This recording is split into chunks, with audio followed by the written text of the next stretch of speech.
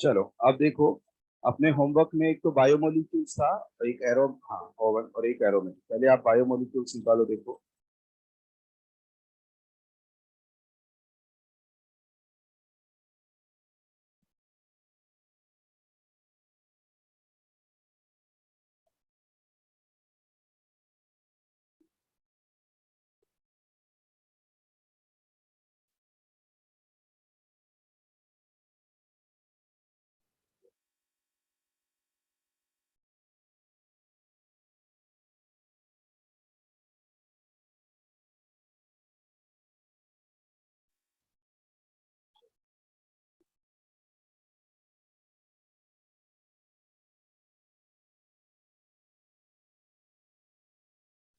ये बताइए, exercise oven में क्वेश्चन बने क्या आपसे, है ना? चलिए अब देखो, इसके अंदर बायोमोलिक्यूल्स एक्सरसाइज ओवन, ठीक है। अब इसमें बात करते हैं, देखिए अप टू 10 कोई डाउट है चेक करेंगे। आइसो इलेक्ट्रिक पॉइंट, तो आइसो इलेक्ट्रिक पॉइंट तो पढ़ा हुआ तो है, आप डाउट बोलिए। आइसो इलेक्ट्रिक पॉइंट क्या होता है बताइए। हाँ, तो वो मूव क्यों नहीं करता है? हाँ, हाँ, तो ओवरऑल पॉजिटिव चार्ज नेगेटिव से बैलेंस हो जाएगा, ठीक है ना, किधर भी ये मूव नहीं करेगा। और अब उसके अंदर जो आइसो इलेक्ट्रिक पॉइंट होता है उसमें ज्विटर आयन की कंसंट्रेशन क्या होगी? मैक्सिमम। ऐसा क्यों बताओ? ये सब पढ़ाना अपन ने, ये थोड़ा पढ़ के करना पड़ेगा क्योंकि आसान, क्योंकि आप देखो ज्विटर आयंस जहां पीआई वैल्यू होती है उससे कम पीएच पे वो कैटायनिक की तरह बिहेव कर रहा होता है, ये सारा समझाया हुआ है कि जैसे ये NH3+ और यहाँ COOH। आप न्यूट्रल अमीनो एसिड की बात करेंगे तो कैटायनिक फॉर्म में रहेगा पीएच, मतलब लो पीएच पे। जैसे जैसे पीएच हटाओगे, बढ़ाओगे, तो वैसे वैसे ये क्या स्टार्ट होना, स्टार्ट नेगेटिव आना स्टार्ट हो जाएगा। नेगेटिव आने का मतलब ये क्या बनना स्टार्ट हो गया? ज्विटर आना। और जैसे जैसे आप पीएच बढ़ाते बढ़ाते इसकी पीआई वैल्यू तक जाओगे, तो ऐसे केस में यहाँ पे उतने ज्यादा नंबर में क्या हो जाएंगे? ये ज्विटर आयन बन जाएंगे। तो पीआई वैल्यू जो होती है उसमें ज्विटर आयन की कॉन्सेंट्रेशन क्या होती है? Maximum. Fourth question, fourth question में पहला स्टेप क्या होगा बताइए। हाँ, ये अपन ने मेथड, अपन ने मतलब method of preparation of amino acids, हाँ इसके अंदर अपन ने इसको पढ़ भी रखा। पहली रिएक्शन बता सकते हैं? पहली रिएक्शन क्या? इसमें वाटर को क्या करना होगा? ऐड करना होगा, कुचेरॉव रिएक्शन। तो ये तो H और यहाँ क्या आ जाएगा? ये OH। ये इधर आया और ये इधर, तो क्या बन जाएगा बताओ? CH3CH। अब उसके बाद में तो एक तो CN-, जैसे यहाँ बन गया ये। अब हम लोग क्या कर सकते हैं, CN- है, वो अटैक करेगा तो यहाँ पे क्या हो जाएगा? CH3, यहाँ CN, इधर OH, इधर H। अब NH3 जो है वो यहाँ OH को रिप्लेस करके NH2 ग्रुप, और हाइड्रोलाइसिस करेंगे तो CnCOH का करेंगे। चलिए अप टू 10 चेक करेंगे इसमें एक्सरसाइज ओवन में, लेकिन किसी भी स्टूडेंट को छोटा मोटा कोई भी डाउट हो बात कर सकते हैं एक्सरसाइज ओवर। चलिए अब इसके बाद में आप 15 तक चेक करें। 14 क्वेश्चन अपने रेस में आया हुआ क्वेश्चन है ये, और इसके अंदर हम बात करेंगे तो देखो C2H5 विद HCl, यहाँ ये दे रखा है। तो अपन ने एक रिएक्शन भी की थी कि साइक्लिक फॉर्म के अंदर यदि कार्बोहाइड्रेट है तो हमने अल्कोहल की रिएक्शन की थी एसिडिक मीडियम में, तो H+ अटैक करा के कार्बोकेटाइन बन गया। अब ये बताओ इसमें वो कार्बोकेटाइन, अब H+ किस पे अटैक करेगा? OH पे। तो यहाँ पे बहुत सारे OH है, तो कौन से पे अटैक कराएगा बताइए, क्या पढ़ा अपन? हाँ, जो ऑक्सीजन के पास में। ऐसा क्यों?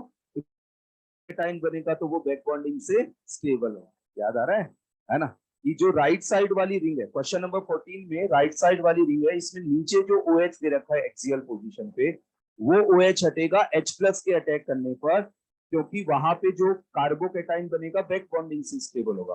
और बताओ फिर मिथाइल अल्कोहल या इथाइल अल्कोहल अटैक करके, और वहां पे एक चली ये ग्लूकोसाइड बना देता है, जैसे इथाइल ग्लूकोसाइड, क्योंकि यहाँ पे ग्लाइकोसाइडिक लिंकेज मतलब एसिटल लिंकेज हो जाए।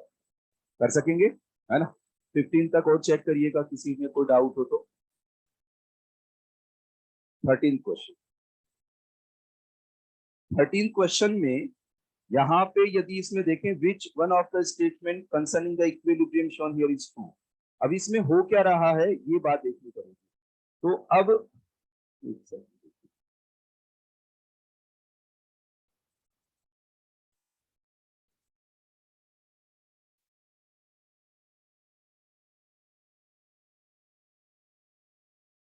अब देखिए यहाँ पे ये बोल रहे हैं कि which one of the following statement concerning the equilibrium shown here is true.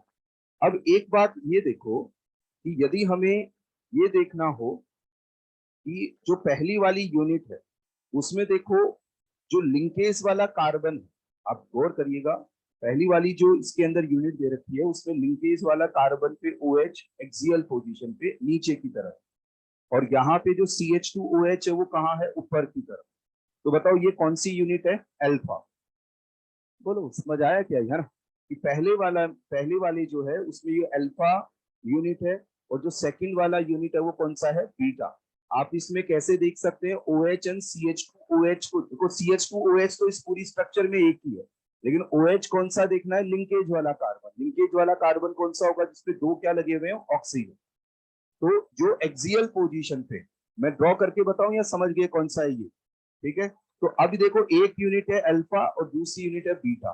तो अल्फा से बीटा में कैसे जाएगा, कि जैसे जो अल्फा वाली यूनिट है वो ओपन होगी एसाइक्लिक में, और वापस से जब वो साइक्लिक बनेगी तो क्या हो जाएगा, बीटा। तो कहने का मतलब ये जो कन्वर्जन होता है कि अल्फा फिर वो ओपन हुआ, देन फिर वो किस में कन्वर्ट हुआ, बीटा, फिर वो ओपन हुआ, देन किस में कन्वर्ट हो सकता है, अल्फा। इसको हम लोग बोलते हैं मीटा रोटेशन, है ना। और अल्फा एंड बीटा जो यूनिट्स होती है उनमें 1 नंबर कार्बन पे कॉन्फ़िगरेशन अलग अलग होता है, बाकी जगह से ही। तो ये आपस में क्या होते हैं, डाइस्टीरियो, क्या होते हैं, डाइस्टीरियोमर्स। तो इसमें ये आपस में डाइस्टीरियोमर्स होंगे, और ये जो कन्वर्जन होगा वो म्यूटा, तो मतलब म्यूटा रोटेशन के थ्रू होगा, क्योंकि सीधा सीधा अल्फा बीटा नहीं बना सकता, उसको क्या होना पड़ेगा, ओपन, और फिर वहां पे बीटा ही। हाँ 12 का नहीं, अरेबिनोज का स्ट्रक्चर देखो, डी अरेबिनोज आपकी कॉपी बना रखा, उसका मिरर इमेज बना लो, तो इसमें कोई करेक्शन तो नहीं आया। इसका मतलब आप अरेबिनोज का स्ट्रक्चर देखा आपने, उसका मिरर इमेज बनाओ ना। अरेबिनोज तो आपकी शीट में भी बनाओ। क्या नहीं, तो आपने गलत कर रखे होंगे। अरेबिनोज का आपको मिरर इमेज लेना, जैसे डी अरेबिनोज जो होता है उसका क्या लेना पड़ेगा, मिरर इमेज ड्रॉ करना पड़ेगा। केवल एक ऐसा एक कार्बन को नहीं रोटेटिंग करना, आप उसको ड्रॉ करो, अरेबिनोज स्ट्रक्चर ड्रॉ करो, उसका क्या ड्रॉ करो, मिरर इमेज ड्रॉ करो, और फिर यहाँ पे कुछ करना, इसको दिखाना मेरे को फिर, है ना। आपने ड्रॉ किया या वैसे हवा में ही किया, नहीं ऐसे ड्रॉ करके किया या हवा में ही किया है, बाकी सबने किया क्या ये क्वेश्चन अटेंड, सभी का बी आ रहा है। अच्छा वो फिर चेक कर लो, देखो फिर यहाँ which of the following structure is L arabinose. अब अरेबिनोज का स्ट्रक्चर एक बार चेक कर लो, इसको फिर करेक्शन कर लेते हैं किसमें ऐसा है तो। नहीं वो आप एक बार इसका मिरर इमेज बना, ये डी अरेबिनोज अपन ने क्लास के अंदर बना रखा है, और इसका मिरर इमेज यदि हम लोग लेंगे तो हाँ एक सेकंड देखो, इसको चेक कर लेते हैं। इधर OH अरेबिनोज में, इधर OH, इधर H, और इधर OH, इधर CH2। हाँ इसमें बी आंसर कर लीजिए, सही बात। हाँ अच्छा, इसको एक काम करो, अरेबिनोज को एक बार जो शीट में स्ट्रक्चर दे रखी है एक बार वहां से कंफर्म कर लो, कि कहीं ऐसा नहीं हो कि अपने को क्लास में ये,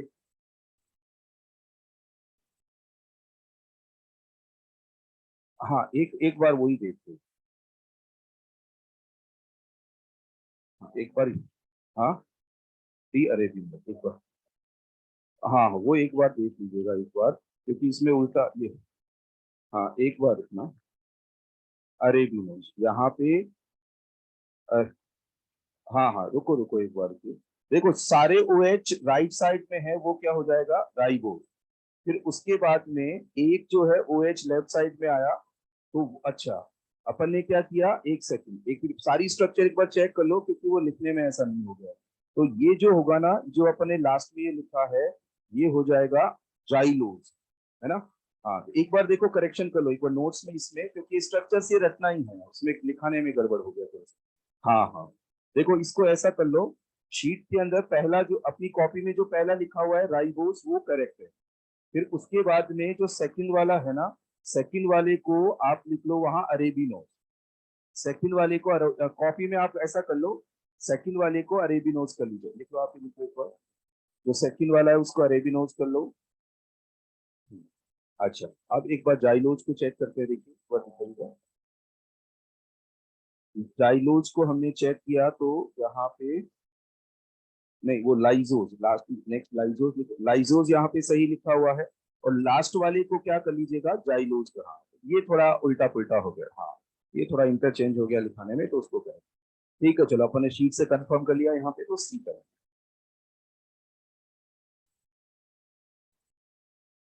चलिए अब देखो यहाँ 15 तक की बात होगी, 20 तक चेक करो। कौन सा? 19।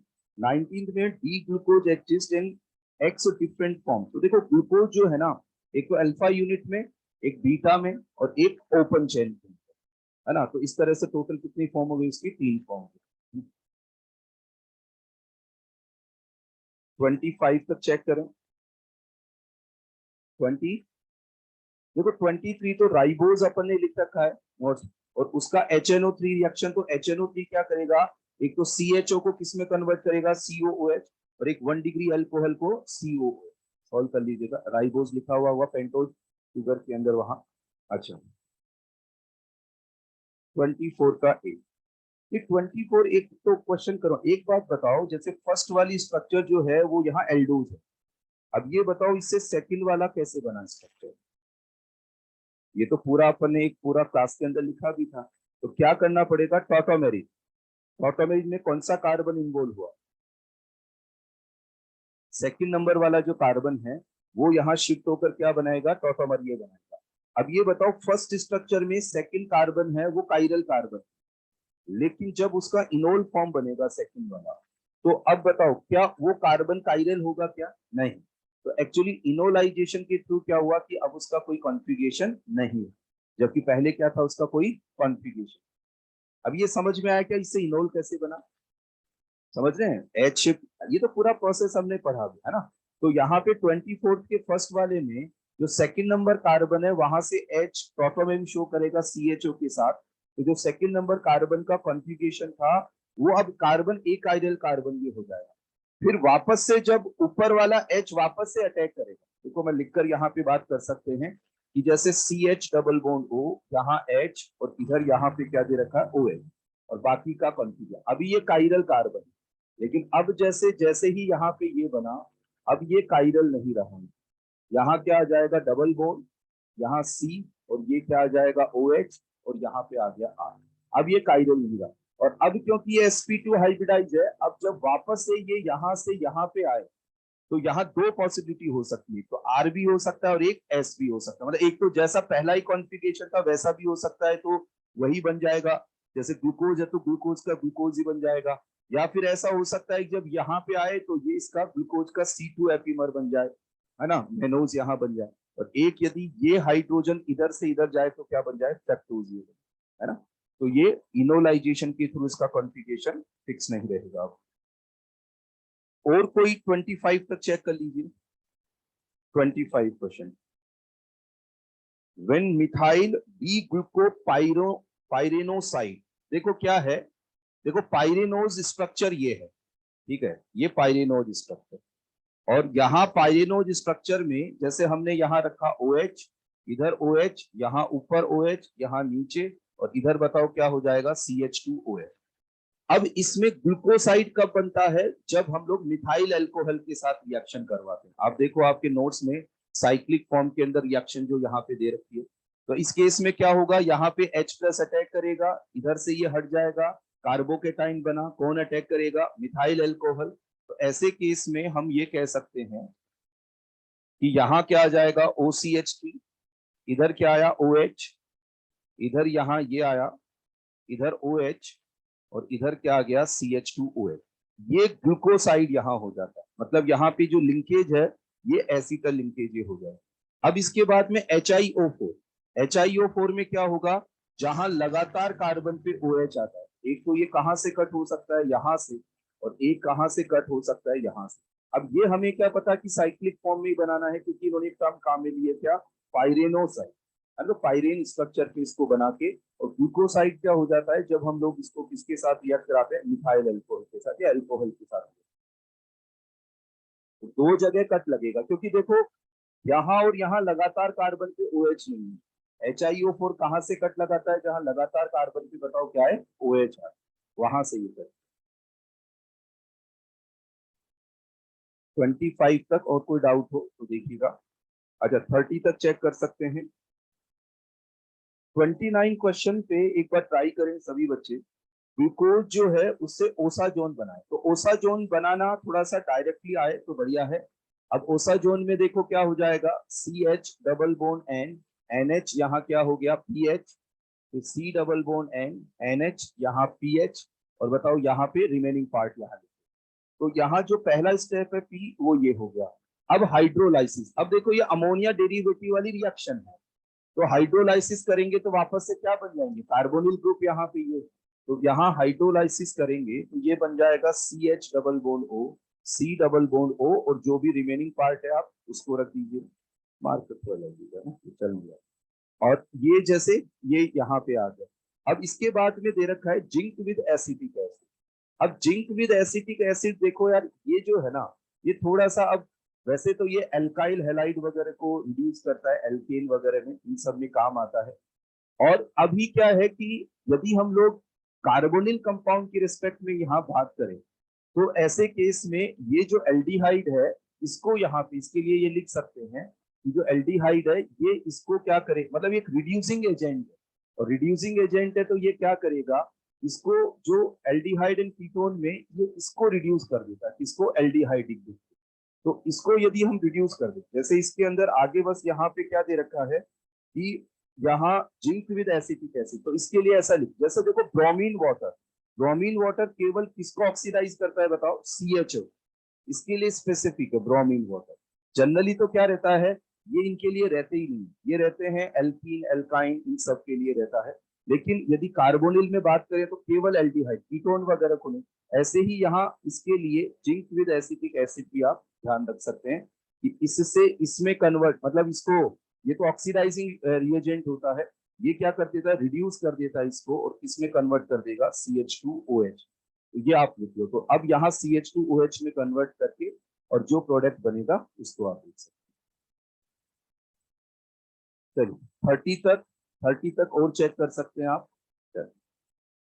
अच्छा अब इसमें देखो आप 35 तक देखिए। 33 में देखो इरिथ्रोज, आप देखो स्ट्रक्चर देखो, यहाँ पे इरिथ्रोज के अंदर हमने यहाँ पे ये जैसे इधर क्या हो जाएगा CHO CH2OH। अब OH यहाँ सेम साइड में है तो क्या हो जाएगा इरिथ्रोज, अपोजिट साइड में है तो क्या हो जाएगा 3O। लेकिन अब ये थोड़ा ये पता होना चाहिए कि नेम, अपने जो नेम लिखे थे उसका पर्पज यही था, देखो 2-3 नेम काम आए, एक तो राइबोस काम में आया, एक अरेबिनोस काम में आया, तो ये 2-3 नेम कुछ काम में आते, बाकी बहुत ज्यादा तो लास्ट में आप यही एक्सरसाइज सॉल्व करेंगे तो भी काम नहीं आए, तो ये थोड़े बहुत काम आते हैं। तो इसमें ये सेम, तो इसमें सोडियम बोरोहाइड्राइड CHO को किस में कन्वर्ट कर देगा, CH2OH में, है ना। और कोई 35 तक डाउट है तो देखिएगा, है ना। तो आप देखो, जैसे यदि हम एक्सरसाइज O1 के लिए NCERT नहीं भी पढ़े हो, केवल नोट्स पढ़े हैं, तो हम लोग उस पर बातचीत कर सकते हैं। वैसे ही आगे जेई मेन जेई एडवांस के क्वेश्चंस पे भी अधिकतर पे बात हो जाएगी, लेकिन कुछ स्पेसिफिक क्वेश्चन वहां हो सकते हैं। हाँ हाँ हाँ, तो वो उसमें घबरा क्यों रहे हैं, वो कहाँ है, कोई बात नहीं। तो ज्यादा तो वो एक ही एग्जाम में थोड़ी पूछा हुआ है कि एक बार में, जैसे अभी दो, एक जैसे एक बार में एक सेशन में 8 दिन एग्जाम चलता है, तो 16 पेपर हो जाते हैं एक बार के अंदर, है ना। तो उसमें जैसे क्या रहता है कि जैसे एक चैप्टर है केमिस्ट्री इन एवरीडे लाइफ, आप अगली क्लास में हम उस पर थोड़ा, तो उसमें जैसे एक क्वेश्चन बन जाता है, अब वो आ भी सकता है नहीं भी। अब उसमें क्वेश्चन क्या है, जैसे एंटी मेडिसिन है, तो अब एक आधी बार क्वेश्चन ऐसा आया हुआ है कि जैसे होता है ना बहुत सारे क्वेश्चन फ्रेम करने और हर साल करने, हर साल करने। तो अब जैसे मान लीजिए उनको कोई क्वेश्चन उन्होंने फ्रेम किया कि कोई स्ट्रक्चर बेस दे दिया कि बताओ उसमें कितने कायरल कार्बन होंगे, ऐसा कुछ दे दिया, या कुछ भी XYZ की बताओ। जैसे एक आधी बार ऐसा भी क्वेश्चन आया हुआ है कि एक किसी मेडिसिन का नाम लिख दिया जो NCERT में गिवन है, और उसके आगे उससे पूछ लिया कि कौन सा टेस्ट देगा, जैसे है ना। अब उसमें कोई, अब उसकी स्ट्रक्चर याद होनी चाहिए। तो अब ऐसे क्या क्वेश्चन है, यस है। अब ऐसा होता है सर ऐसे क्वेश्चन को कैसे करें, तो एनसीईआरटी में जो स्ट्रक्चर्स है वो याद करो। अब वो स्ट्रक्चर्स कितनी है, बहुत सारी हैं। तो अब यदि मेरे से कभी भी कोई ऑफिशियली बच्चा पूछेगा तब तो मैं यही कहूंगा कि यस याद करो। क्यों, क्योंकि फिर वो चाहे वो याद करे या नहीं करे, लेकिन इस बात को पकड़ लेते हैं कि हम तो कर लेते याद, आपने मना किया था, है ना। तो इसलिए तो ये तो हो जाएगा कि आप याद करो, लेकिन अपने को ये देखना है कि ओवरऑल जैसे उस चैप्टर पे जो क्वेश्चन आए हुए हैं उसमें ऐसा लग रहा है कि हर साल ही स्ट्रक्चर पूछ रहा है, तब तो याद भी कुछ याद भी कर सकते हैं, कोशिश भी कर सकते हैं, वो अपना अपना कंफर्ट जोन। कि जैसे जिनको लगता है कि ऑर्गेनिक पे पकड़, जैसे जो 11th ऑर्गेनिक है, 12th वाली जो रिएक्शन वाली ऑर्गेनिक है, उस पर पकड़ बहुत अच्छी है, तो यहाँ टाइम देने में बुराई नहीं। लेकिन कई बार होता है ना कि जैसे हमारे को जो मेन ऑर्गेनिक है, रिएक्शन वाला पार्ट या स्टीरियो वाला पार्ट, वो नहीं आ रहा, फिर यहाँ बहुत ज्यादा टाइम है ना, तो वो समझदारी भी नहीं है। तो उसमें से आपको क्वेश्चन मिलेंगे मिलेंगे। ऐसे अब जैसे विटामिन है, विटामिन के अंदर क्या रहता है कि एक टेबल बनी हुई है, ठीक है। अब उसमें क्या होगा कि यदि मान लो ऐसा हुआ 2021 का ही पेपर ले ले, तो एक बार में 16 पेपर, तो ऐसे 2 बार हो गया एग्जाम, तो कितना 32 पेपर हो गया। अब उनके अंदर आपको जैसे 2-4 जगह पूछा होगा, तो एक एग्जाम में तो क्वेश्चन का कितना हुआ, एक क्वेश्चन का ही हुआ। तो ऐसे में क्वेश्चन बन सकते हैं, तो वो हमें फिर क्या करने को। तो एनसीईआरटी पे हम लोग बात कर लेंगे, लेकिन जैसे मैं बात भी करूंगा आपको, तो मैं आपको ये बता दूंगा एनसीईआरटी मंगा के कि विटामिन ये है, सोर्स ये है, लेकिन वो याद कहाँ करना है, आप ही को ये देखना है। तो उसमें बहुत ज्यादा वो डिपेंड करता है ना कि आपको ये समझना पड़ेगा कि कैसे क्वेश्चन आए हुए हैं, और फिर क्या उसी एक क्वेश्चन को ही करने में हम दुनिया भर का टाइम ये कर दे, वो थोड़ा डिसीजन अपने को लेना है। तो वो सारा हो जाता है, ठीक है ना। तो अब देखो इसमें ये सारा ये हो गया। अब एक्सरसाइज O1, अभी S1 पे थोड़ा सा बात बात कर लेते हैं। इधर आप एक काम करना आगे, इसमें एक बार जेई मेन देखो कितने क्वेश्चन दे रखे हैं। हाँ तो इनको इसमें देखो, इसमें कोई रिएक्शंस है नहीं, ठीक है।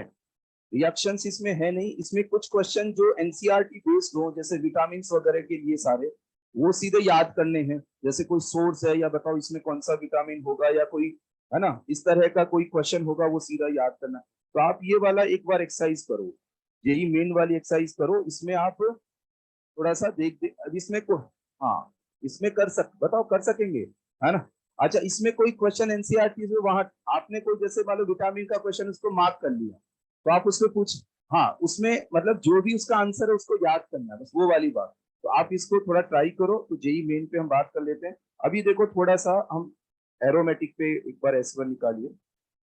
और जिन बच्चों ने यदि मान लो S1 वगैरह भी नहीं कर रहे हैं सॉल्व, तो वो बैठे बैठे ये जेई मेन अपना कुछ वर्क कर लो, थोड़ी देर डिस्कशन करके फिर पढ़ने पे जाओ।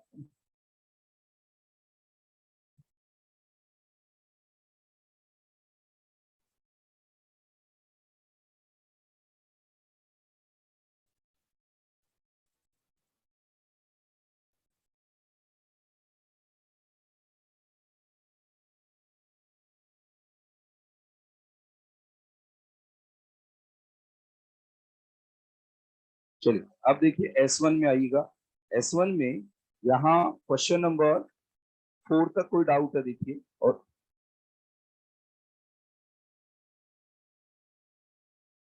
Cyclohexane dienyl anion, write the most stable resonating structure for the cyclohexa. देखो इसका नेम देखो, साइक्लो मतलब रिंग, हेक्सा मतलब 6 कार्बन एटम्स, डाइइन मतलब 2 डबल बॉन्ड, और इनाइल मतलब एक सब्स्टिट्यूएंट की बात है कि आपने क्या किया, कोई फ्री वैलेंसी लगाई, और ये सब एनाइन।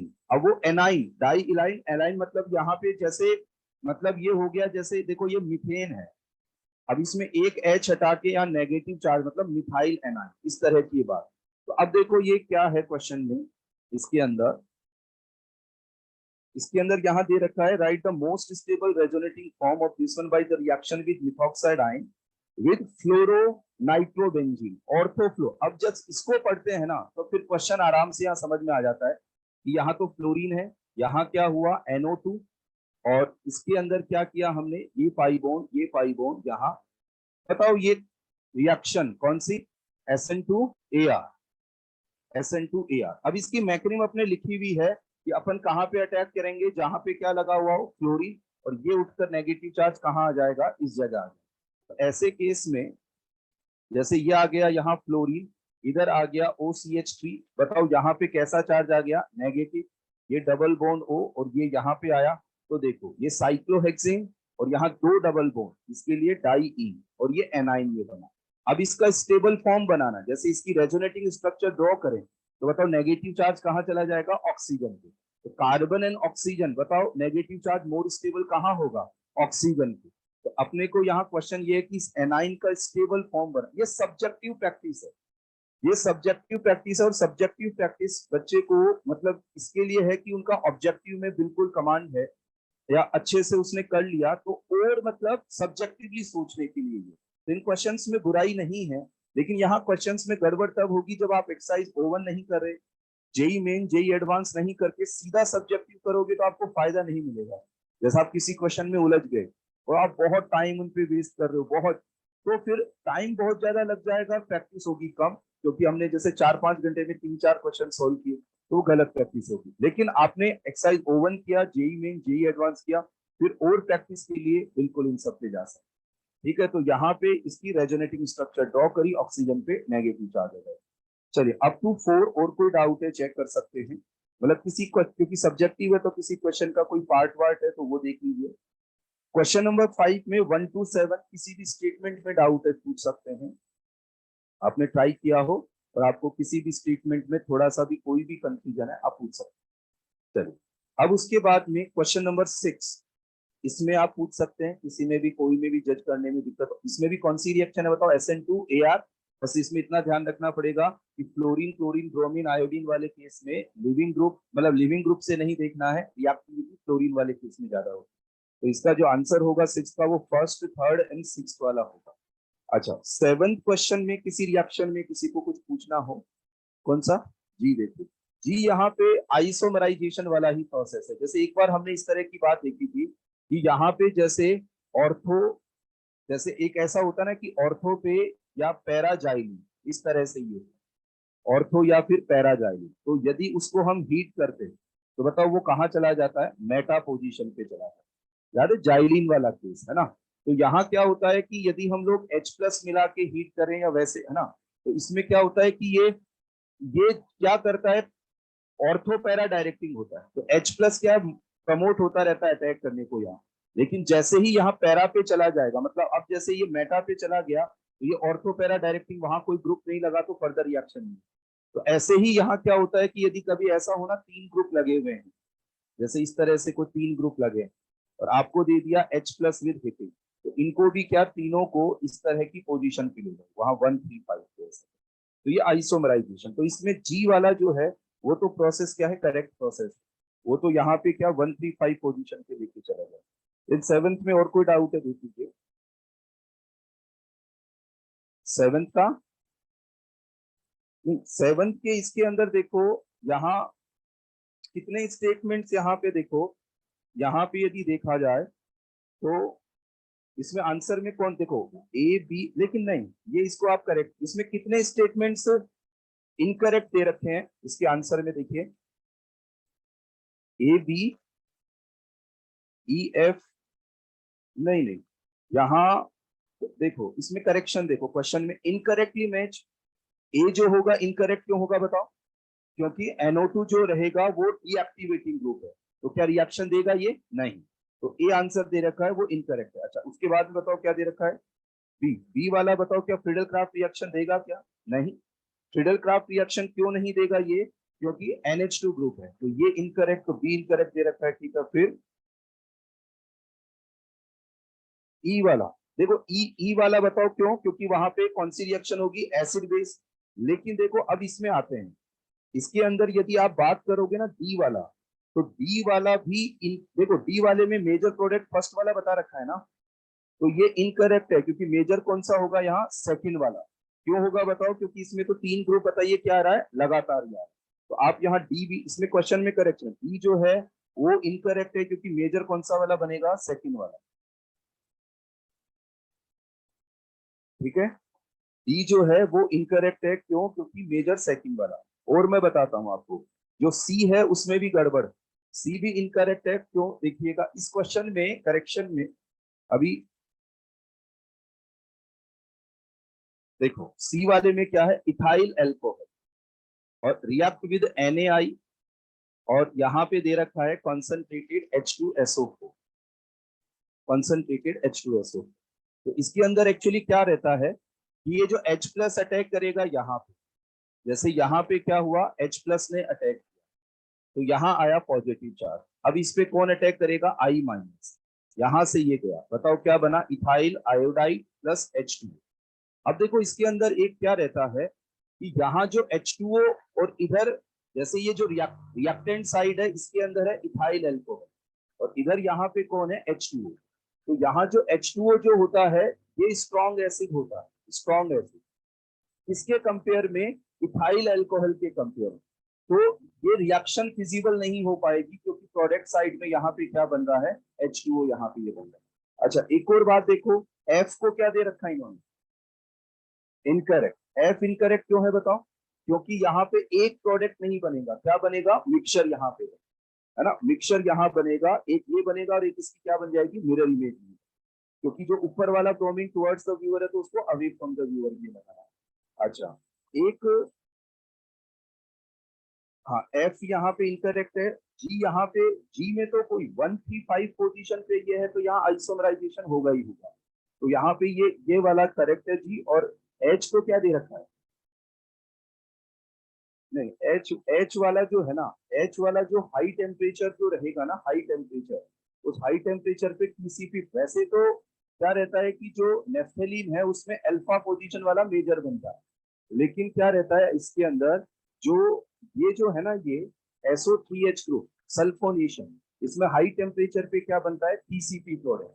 तो TCP प्रोडक्ट के लिए बताओ कहाँ पे जाना पड़ेगा इसको, बीटा पोजीशन, जैसे ये तो कौन सी पोजीशन है, अल्फा, कहाँ जाना पड़ेगा इसको, बीटा पे जाना। एक्चुअली पता है इस क्वेश्चन का देखो सहयोग देखिए, अभी अभी एक ग्रुप ये बना हुआ है, उसमें क्या था, शायद सर ने भी इसको डिस्कस किया, अपने वो जो सर है ना, इनका नाम सुना होगा, सोनल राजोरा सर, नाम सुना है, देखो इनका मैसेज एक इसमें, देखिए एक देखो अभी यार इसमें देखो इनको एक बार पढ़ो, देखो मैं एक सहयोग बता रहा, एक बार जोर से पढ़ो, जोर से पढ़ो, जोर से।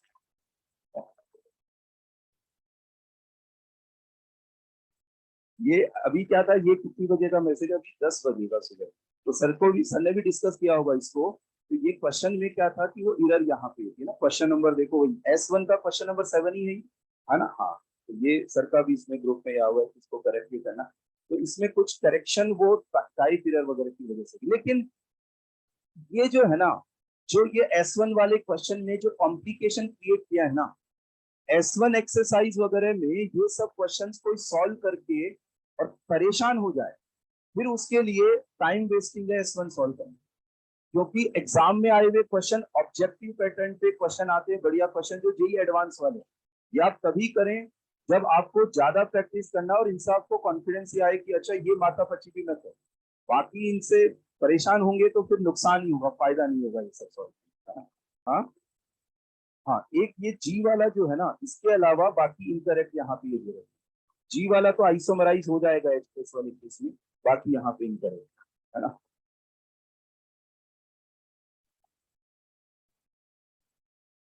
देखो अब इसमें,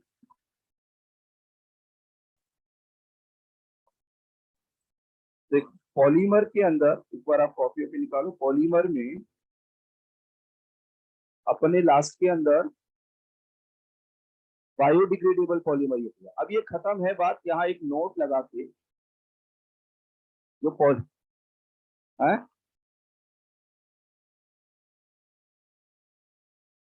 नहीं शीट वगैरह में जो भी कुछ एक्स्ट्रा कोई पॉइंट है तो उनको रीडिंग लगा लो, है ना, इसलिए देखो पॉलीमर्स जो है ना, पॉलीमर्स को टू पार्ट्स में डिवाइड किया गया इधर, एक तो मतलब एक और क्लासिफिकेशन है, एक लिखिएगा चैन टर्मिनेट, चैन टर्मिनेटिंग क्या, यहाँ इसके अंदर एक होता है स्टेप ग्रोथ और एक चैन ग्रोथ पॉलीमर, लिखिएगा चैन ग्रोथ पॉलीमर, और एक हो जाता है स्टेप ग्रोथ पॉलीमर।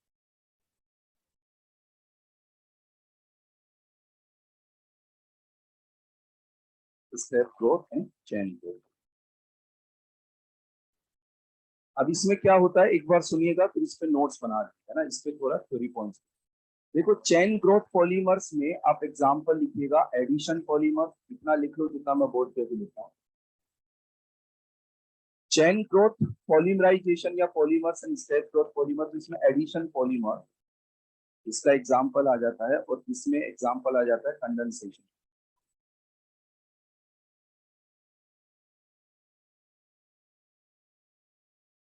कंडेंसेशन, अब देखो इसको इसको समझते हैं।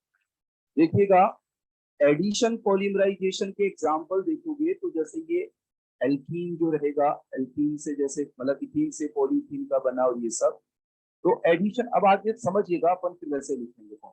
एडिशन पॉलीमराइजेशन जो होता है ना, तो इसमें क्या देखो chain growth polymer, chain reactions alkane में पढ़ा हम, तो इसके अंदर बताओ इंटरमीडिएट क्या बन रहा था, फ्री रेडिकल। तो इसका मतलब इस तरह का पॉलीमराइजेशन जिसमें इंटरमीडिएट जैसे फ्री रेडिकल बन रहा हो, कैटाइन बन रहा हो, एनाइन बन रहा हो, तो इस तरह का पॉलीमराइजेशन जो थ्रू इंटरमीडिएट हो रहा हो।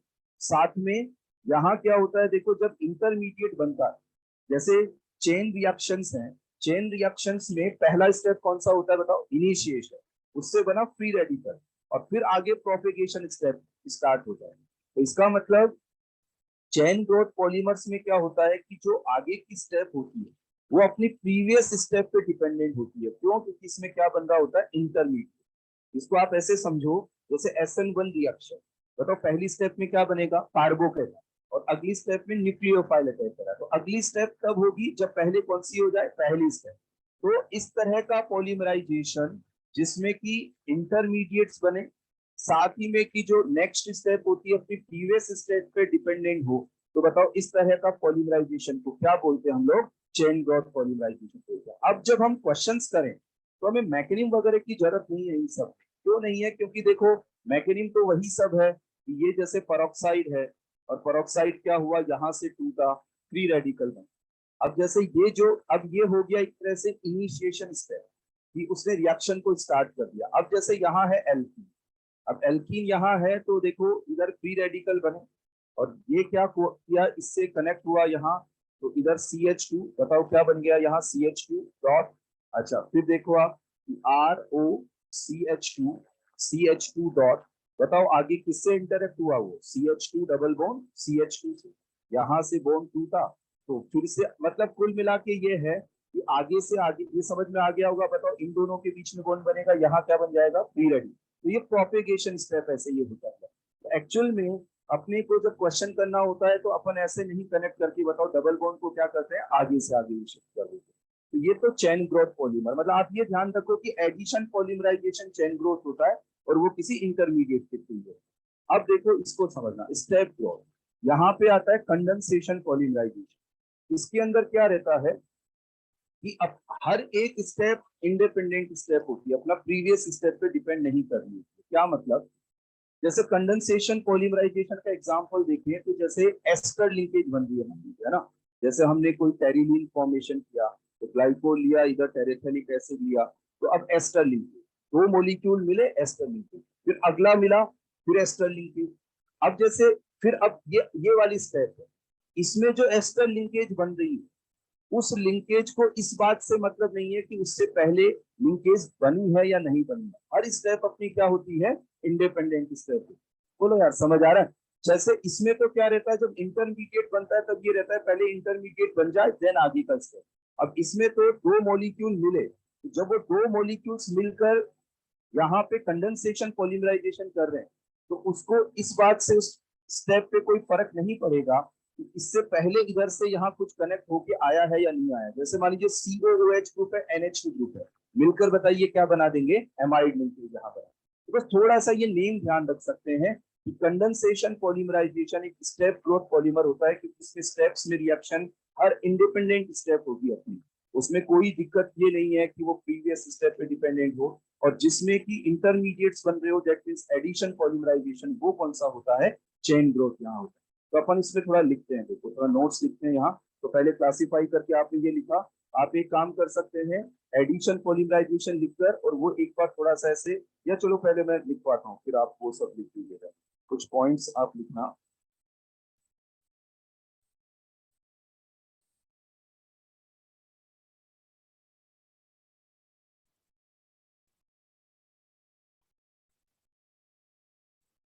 देखिएगा, आप सबसे पहले लिखो इधर चेन ग्रोथ की तरफ, इसमें आप एडिशन पॉलीमराइजेशन आपने लिख दिया। देखिए, this polymerization involve chain reaction, this polymerization involve chain reaction, chain reaction. लिखिएगा नेक्स्ट पॉइंट इसी में, इन these reactions,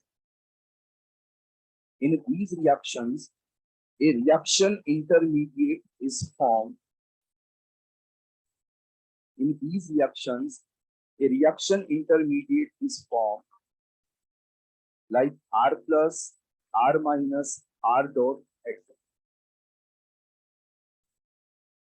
R plus, R minus, R dot, etc. अब आप ये लिखना चाहो लिख तो लो, इसका यूज बस कुछ नहीं है, कुल मिला के ये है कि किस तरीके से ये रिएक्शंस होती हैं आगे से, बस इस पर्पज से। बाकी कोई नहीं भी लिखेंगे तो चलेगा, अपने को क्वेश्चन डायरेक्ट तो ये लिख सकते हैं। फिर हम लोग लिखेंगे स्टेप ग्रोथ को ऊपर उधर।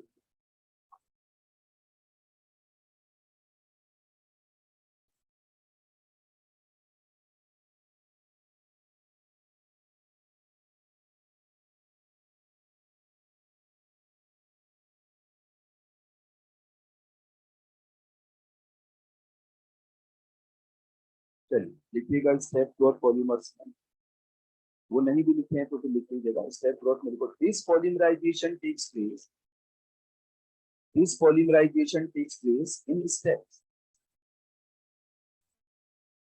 दिस पॉलीमराइज आपने एग्जांपल ये तो लिखे ना, कंडेंसेशन पॉलीमर्स है ना। This polymerization takes place in step, in every step, in every step a stable product is formed, in every step a stable product is formed। चलिए लिखिएगा इसमें next point, every next step, every next step is independent of, every next step is independent of previous step, every next step is independent of previous step। चलिए है ना। अब देखो एक polymer की शीट लिखिएगा तो, अच्छा सॉफ्ट कॉपी में आपके पास तो आपकी शीट पे लिख रहा था पॉलीमर।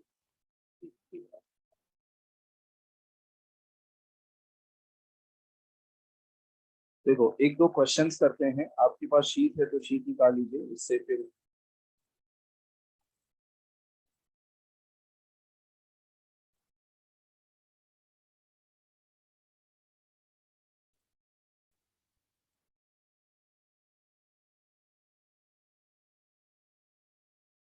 या चलो शीट भी रहने दो, मैं आपको देता हूँ एक क्वेश्चन, आप इस पे ट्राई करते हैं। आपके पास है शीट है इसमें है ना, हाँ तो फिर शीट निकालो, मैं पेज पेज नंबर बता देता हूँ। देखो पेज नंबर है 274, क्वेश्चन नंबर 12। आप इसी में इसी कॉपी में ये क्वेश्चंस कर लीजिए, पेज नंबर 274 क्वेश्चन नंबर 12।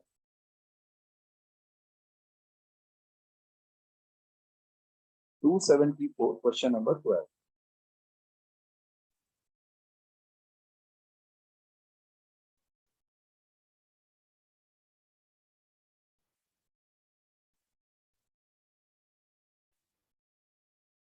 देखो क्वेश्चन नंबर 12 एक बार पढ़िए, 12 के अंदर जो सही प्रोडक्ट बना है वो भी थोड़ा सा प्रिंट सही नहीं है इसमें, इसलिए इस क्वेश्चन को जाते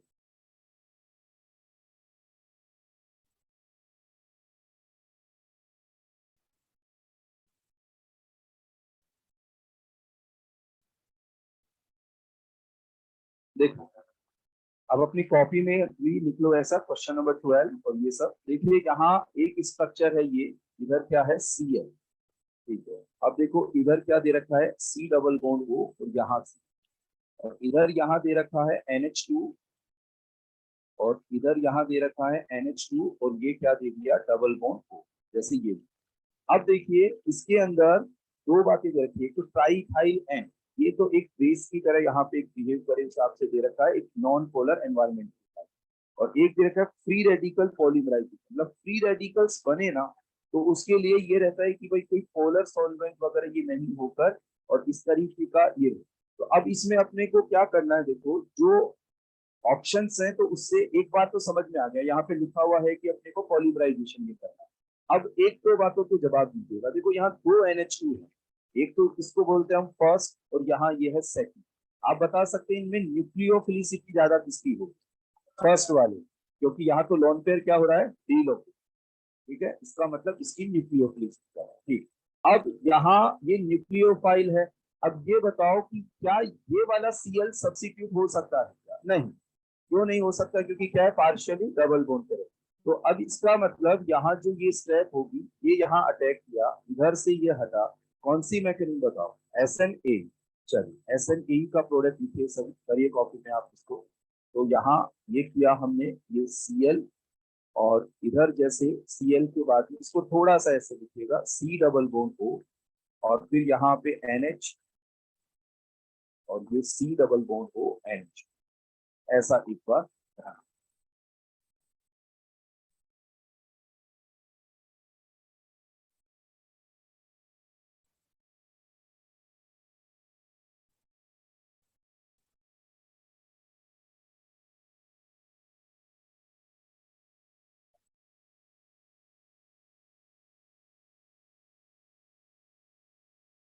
ठीक है।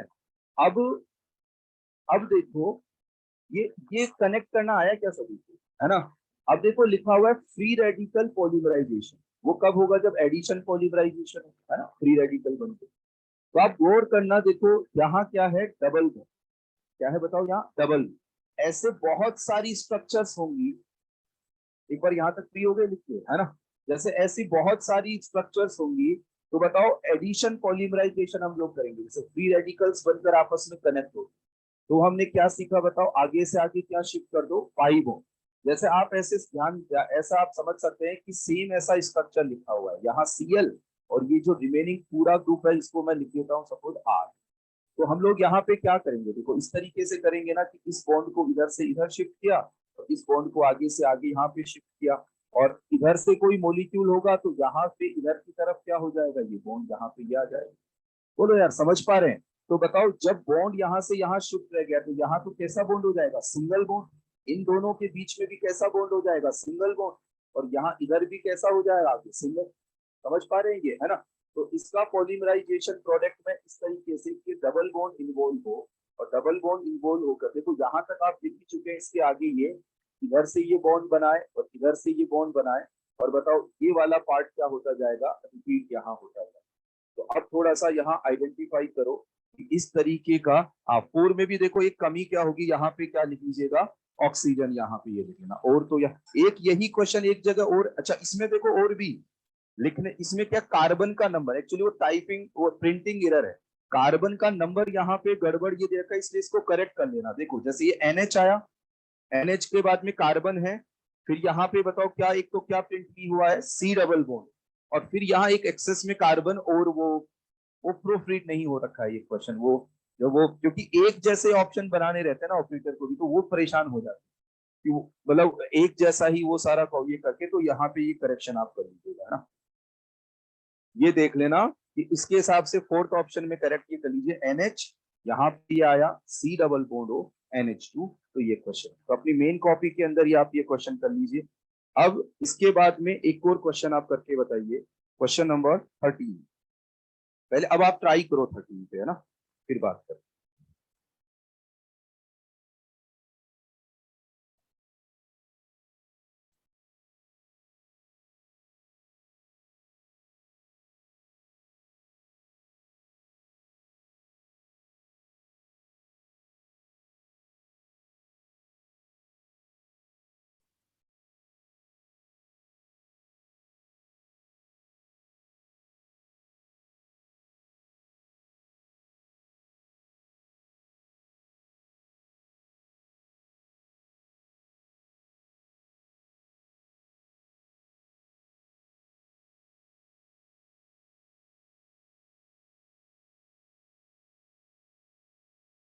देखो इसमें 13 में डाइल्यूट HCl, यहाँ पे एक दे रखा है एस्टर।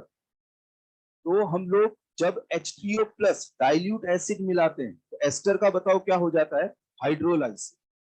एस्टर का क्या हो जाएगा? हाइड्रोलाइसिस यहाँ पे लिख जाएगा। तो आप देखिए इसे।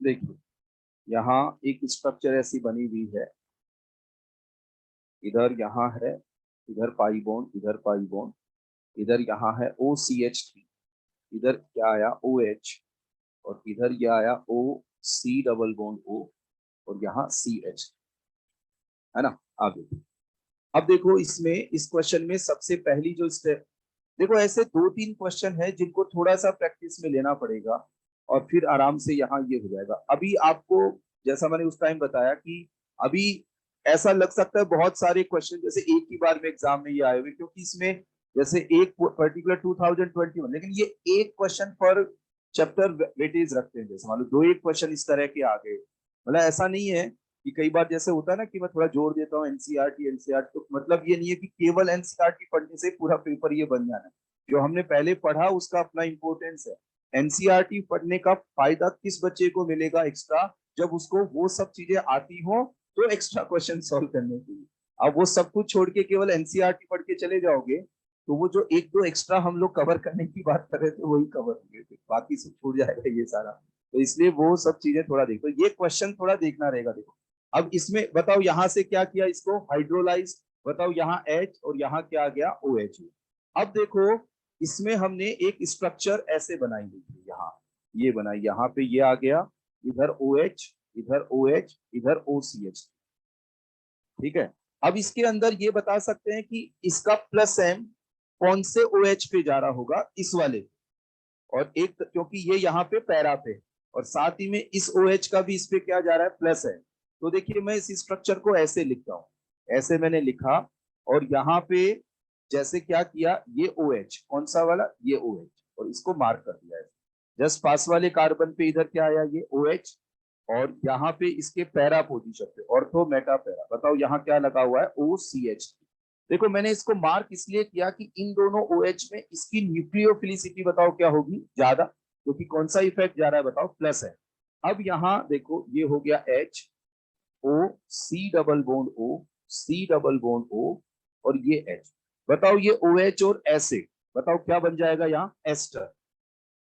एस्टर, एस्टर में बताओ ये कैसा, जब एस्टरिफिकेशन होता है तो ये कैसा बिहेव करता है, न्यूक्लियोफाइल। तो अब ये न्यूक्लियोफाइल की तरह बिहेव करेगा, यहाँ अटैक करेगा। तो बताओ यहाँ से ओवरऑल, हाँ जैसे मैं थोड़ा सा ऐसे यहाँ हिंट लिख दूं कि इसका प्लस है और इसका प्लस है, तो ये इस पे यहाँ पे लग रहा होता है। तो इसका मतलब बताओ यहाँ से क्या रिलीज कर दिया हमने, वाटर। अच्छा अब आगे जब ये इंटरेक्ट होगा यहाँ से क्या जाएगा, OH, और ये इधर से इंटरेक्ट हो तो यहाँ से क्या जाएगा, H। भाई इंटरेक्ट तो ये भी होगा ये भी होगा, लेकिन जो शो किया है वो इसके साथ यहाँ पे, क्योंकि आगे से जैसे ये है फिर ये है फिर इधर वापस ये है फिर ये इस तरह से इंटरेक्ट होता जाएगा। तो ओवरऑल देखिए यहाँ कैसे हम लोग इसको रिप्रेजेंट कर रहे हैं। लिख लो ये क्वेश्चन जो मैं करा रहा हूँ ना, ये इसलिए करा रहा हूँ कि एक दो ऐसे क्वेश्चंस क्लास में करके थोड़ा फिर प्रैक्टिस में आ जाएंगे ये सब। तो इधर से इधर यहाँ जाएं, और ऐसा नहीं है लेकिन कि सारे क्वेश्चन ही बिल्कुल इसी तरह के पूछे हुए, ये सब कुछ क्वेश्चंस हैं जिन पे थोड़ा सा हमें यहाँ प्रैक्टिस में लानी पड़ेगी बातों को। तो आप देखो ये हो गया, और ये होने के बाद में यहाँ इधर एन ये लगा, तो इस तरह से ये प्रोडक्ट, मतलब हमने ये देखो पहले तो हाइड्रोलाइसिस ये लिखिएगा और फिर ये दोनों स्ट्रक्चर एक ही, इसको हमने ऐसे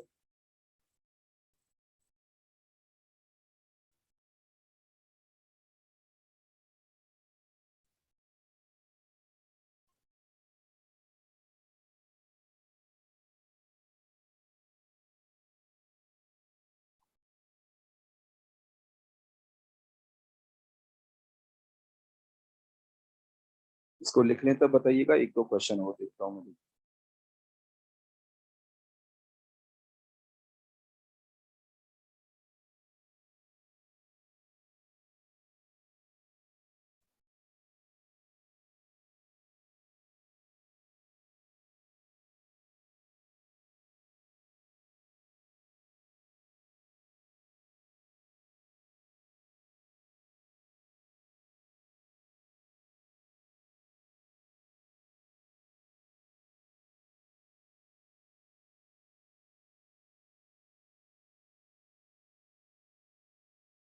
नोट किया आपने, है ना? नोट।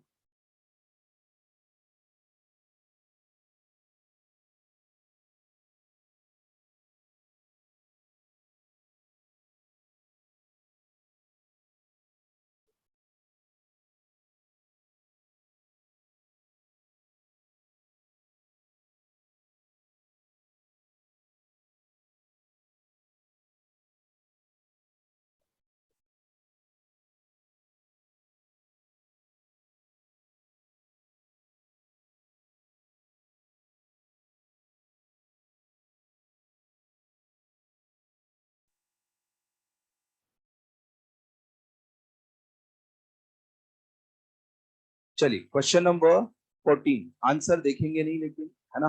तो क्वेश्चन नंबर 14 आप सोल्व करिए। 1 4 आसान ये है, अपने आप कुछ लिख कर सॉल्व कर सकते हो उसमें, मतलब ऐसे हवा में सॉल्व करें लेकिन कंफर्म रहे कि आंसर वही सही आना चाहिए, है ना? हिसाब से ट्राई करें। क्वेश्चन नंबर 14 ट्राई करें।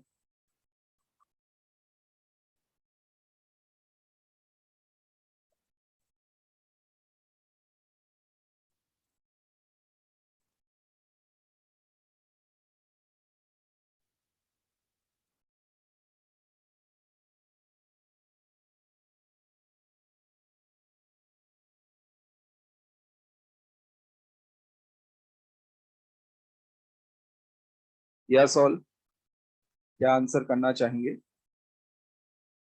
स्ट्रक्चर बनाना है, क्योंकि 4 हाइड्रोक्सी ब्यूटेनोइक एसिड सब बना सकते हैं भी। आप लोग सॉल्व कर रहे हैं क्लास के अंदर, है ना? हाँ तब तो, नहीं तो फिर इसको, हाँ, सभी स्ट्रक्चर को अपनी मेन कॉपी में सॉल्व करें। और ये क्योंकि क्वेश्चन आपके लिए भी, एग्जाम आपको ये देना है, तो अपना जो अभी जिसमें नोट्स बना रहे हैं उसी कॉपी में नोट भी कर सकते हैं।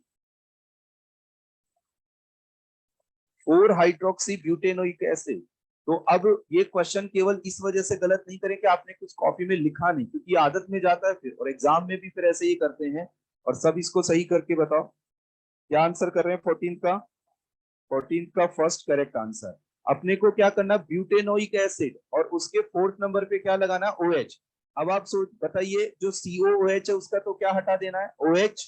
और उधर जो OH है वहां से क्या हटा देना, H। लेकिन आसान चाहे क्वेश्चन हो, लेकिन आप यदि गलत करेंगे तो एग्जाम में भी गलत वाली प्रैक्टिस आएगी, क्योंकि मिस्टेक्स तो होती है ना, तो आपको यहीं पे ये करना। कर सकेंगे ये क्वेश्चन, है ना? चलो अब मुझे ये करके बताओ क्वेश्चन नंबर 15।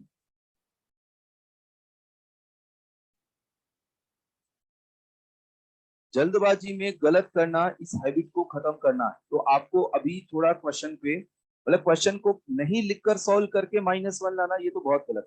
नहीं हो तो समझ आता, लेकिन आते हुए क्वेश्चन को गलत करके आएंगे तो अब फिर इतना तो चांस नहीं है अपने पास कि अपन, मतलब वो सब भी जो हमने स्कोर किया उसको कम करें। तो इसमें आराम से ये देखो कि क्या रिएक्शन है, मतलब थोड़ा सा लिख के ट्राई करो, फिर देखा जाएगा जो भी हो।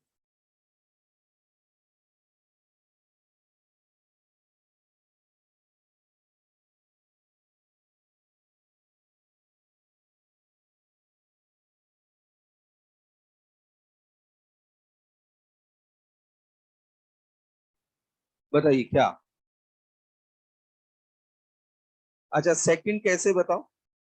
क्योंकि पहले NaNO2 रिएक्ट करके और इसको किस में कन्वर्ट कर देगा, एल्कोहल, OH में कन्वर्ट यहाँ।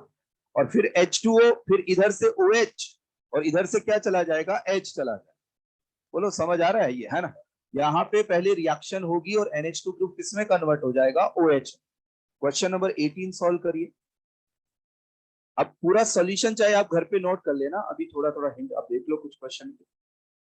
देखो 16 क्वेश्चन, उससे पहले देखो कितना आसान क्वेश्चन है। देखो मोनोमर यूनिट्स ऑफ नाइलॉन 6 है, ठीक है, लेकिन देखो ऑप्शन एक जैसे हैं, जल्दबाजी करे नहीं कि क्वेश्चन गया नहीं। दोनों में स्ट्रक्चर्स में 6 6 कार्बन देख लेने हैं बस, है ना। ये क्वेश्चन नंबर 18 पे ट्राई करो, 18।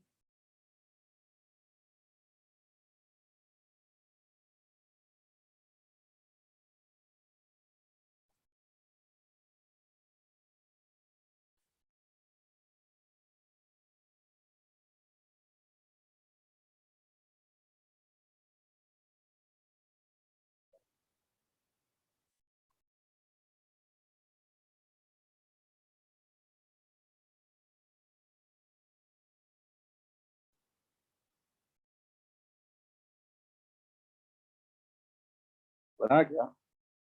हाँ।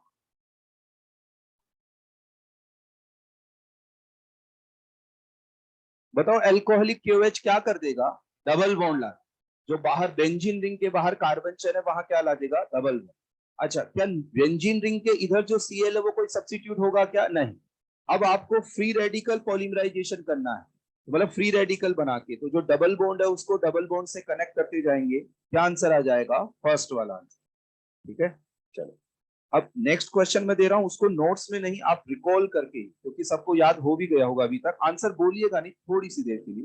Question number 27। लेकिन क्वेश्चन गलत नहीं जाना चाहिए यदि आपको याद है। याद नहीं है कॉपी की हेल्प ले सकते हैं, लेकिन ऐसा नहीं कि क्वेश्चन की स्टार्टिंग की कॉपी की हेल्प लेके करें। पहले खुद सोचिए कि मान लो आपको एक तो भी मैच कर पा रहे हैं तो क्वेश्चन निकल पाता है। क्वेश्चन नंबर 27, आंसर नहीं बोलिए।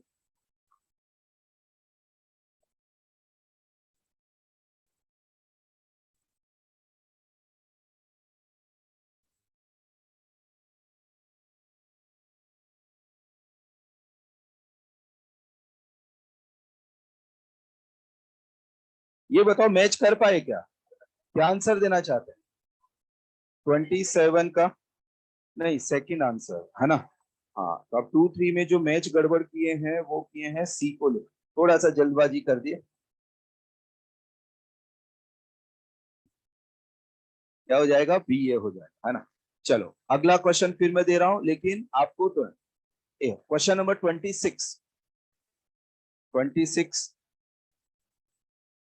लेकिन जल्दबाजी नहीं करेंगे। आंसर बोलिए नहीं, ना ही आपको पीछे आंसर देखना है। 26 में सोचिए आप पूरा, एक एक को थोड़ा दिमाग में लाओ। 26 क्या हो जाएगा बताओ? हाँ, क्योंकि वो उसमें जो ब्यूना एन है उसमें ब्यूटाडाइइन एंड एक्राइलो नाइट्राइल, उसमें डबल बॉन्ड आगे से आगे शिफ्ट होता है, एडिशन पॉलीमराइजेशन है। अब बेकेलाइट है उसमें तो हमने कंडेंसेशन होता है। नाइलॉन 6 एंड 6 में एमाइड लिंकेज है, तो आंसर आ जाएगा 1। देखो, आप बिना किसी प्रिपरेशन के ये क्वेश्चन सॉल्व कर रहे हैं, कॉपी के नोट से हम लोग बना पा रहे हैं, और अभी आपने कोई याद भी नहीं किया, केवल क्लास में ये पढ़ा है। ठीक है ना। चलो एक लास्ट क्वेश्चन और देख लेते हैं, क्वेश्चन नंबर 35 देखो, बाकी आप ट्राई करिए। क्वेश्चन नंबर 35, आंसर बोलना नहीं है, आप एक बार ट्राई करो, आंसर फिर मैं पूछूं तब आंसर मैं बता दूंगा फिर आपको।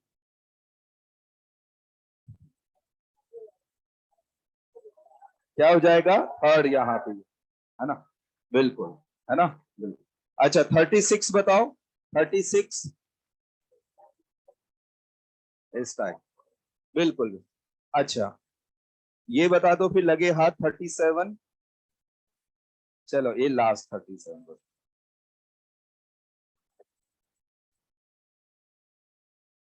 नियोप्रीन याद करो, neoprene. Neoprene, neoprene is a synthetic rubber, और उसका मोनोमर क्या होता है? क्लोरोप्रीन।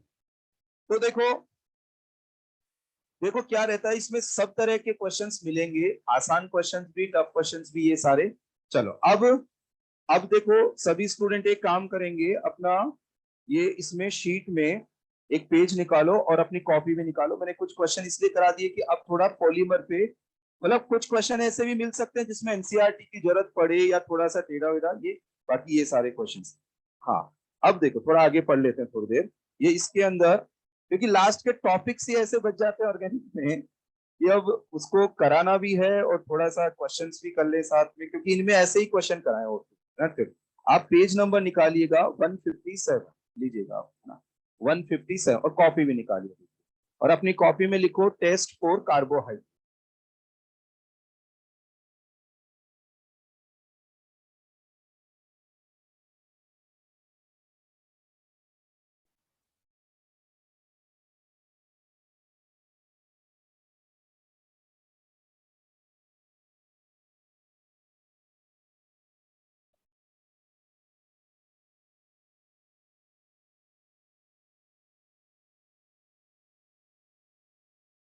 देखो अब यहाँ थोड़ा सा, अब कॉपी में लिखो टेस्ट फॉर कार्बोहाइड्रेट, उसमें सबसे पहले लिखिएगा मॉलिस टेस्ट। और इनको हम लोग, रिएक्शंस आपके शीट में है, यदि किसी क्वेश्चन में रिएक्शन की जरूरत है तो शीट से आप देखेंगे, हम लोग थोड़ा सा इनके शॉर्ट नोट टाइप में बना लें। तो यहाँ सबसे पहले मॉलिस टेस्ट में लिखिएगा एक पॉइंट, सबसे पहले लिखो कि Molisch test is the general test, लिखिए MOLIS, मॉलिस टेस्ट में लिखिएगा, Molisch test is the general test for the identification of, Mollis test is the general test for the identification of all carbohydrates. Mollis test is the identification test of all carbohydrates. फिर आप लिखिएगा next point, reagent. Reagent में यहां पे आप लिख लो alpha naphthol, मतलब point two point note करना इनको, है ना। जैसे ये नेफ्थेलिन है और इसकी अल्फा पोजीशन पे यहाँ OH है, तो ये हो जाएगा अल्फा नेफ्थोल, अल्फा। अब देखो इसमें होता क्या है, देखो इसके अंदर इसका रिजल्ट लिख लो, रिजल्ट यहाँ पे ये हो जाएगा पर्पल और वायलेट कलर्ड कॉम्प्लेक्स, रिजल्ट इसका लिख लो पर्पल और वायलेट, इसमें पर्पल और वायलेट कलर कॉम्प्लेक्स। देखो आप इसमें ऐसा कुछ एक बना लीजिए, देखिए क्या रहता है कि ये जो है ना, इसके अंदर हमें जो भी हमें सैंपल दे रखा है, सैंपल मतलब जो भी कार्बोहाइड्रेट दे रखा है, प्लस इसमें मिलाया मॉलिश रिएजेंट, मॉलिश रिएजेंट यहाँ पे मिला, ठीक है। अब देखो क्या करते हैं, साथ ही में इसमें कंसंट्रेटेड H2SO4, वो ड्रॉप वाइज क्या करते हैं इस टेस्ट ट्यूब में ऐसे मिलाया जाता है। देखो ये तो है सैंपल प्लस मॉलिश रिएजेंट, हमने कंसंट्रेटेड H2SO4 मिलाया, तो यहाँ पे एक रिंग बन जाती है, मतलब एक कलर आ जाता है। तो आप लिख लो पर्पल और वॉयलेट कलर, वॉयलेट कलर, ठीक है। तो कंसंट्रेटेड H2SO4, अब ये H2SO4 क्या करेगा, ये जो कार्बोहाइड्रेट होता है ना मोनोसेकेराइड, इसको क्या करता है, ये हाइड्रोलाइज कर देता है। देखो एक बार रिएक्शन में यहाँ देखना कि मतलब ये H2SO4 की प्रेजेंस में क्या हो गया, हाइड्रोलाइसिस यहाँ पे ये हो गया। और फिर आगे देखो एक बार शीट में देखिएगा कि जैसे डी ग्लूकोज बना हुआ है, और डी ग्लूकोज के हाइड्रोलाइसिस से एक प्रोडक्ट बना हुआ है जिसको कि आगे नेम दे रखा है परफ्यूरल, है ना। तो ये परफ्यूरल जो टर्म है ना, एक कॉमन टर्म है, आप अपनी शीट में ऐसा लिख लो कि, या फिर इसमें कि परफ्यूरल का मतलब क्या होता है कि हाइड्रोलाइसिस प्रोडक्ट ऑफ कार्बोहाइड्रेट, मतलब जो हाइड्रोलाइसिस प्रोडक्ट होता है ना, specially mono hydrolysis product of monosaccharide, ऐसा नहीं, मोनोसेकेराइड का जो हाइड्रोलाइसिस प्रोडक्ट है उसको हम लोग परफ्यूरल, यहाँ पे एक जनरल टर्म है। तो देखो रिएक्शंस तो काम में, आप जेई मेन के क्वेश्चंस एडवांस वगैरह के हिसाब से नेम देख लो, बस ये मॉलिस टेस्ट और एक आगे ये जो बारकोड टेस्ट है, ये थोड़ा नाम ध्यान रहे। बाकी इंपॉर्टेंट है कि एक तो कार्बोहाइड्रेट का टेस्ट है, अल्फा नेफ्थोल काम में आता है, साथ में H2SO4 थोड़ा मिलाया जाता है, पर्पल वॉयलेट कलर का कॉम्प्लेक्स बनता है। रिएक्शंस पे बात के चांस कम ही है, रिएक्शन है ये सब याद करने की जरूरत नहीं है ऐसा। बाकी कोई क्वेश्चन आए तो देख लीजिएगा। अब सेकंड लिखिएगा बारकोड टेस्ट, देखो बारकोड टेस्ट, एक पॉइंट लगा के लिखो, monosaccharides give this test, Barfoed test में लिख लीजिएगा मोनोसेकेराइड्स गिव दिस टेस्ट। अब रिएजेंट लिखो इसमें,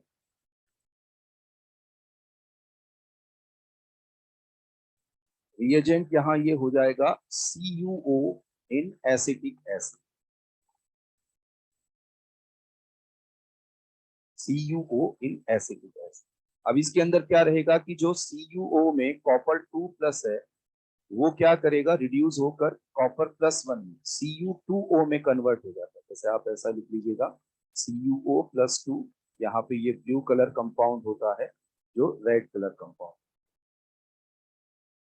मतलब ये क्या करेगा, जो एल्डिहाइड ग्रुप है RCHO, उसको ये ऑक्सीडाइज कर दे, RCOOH+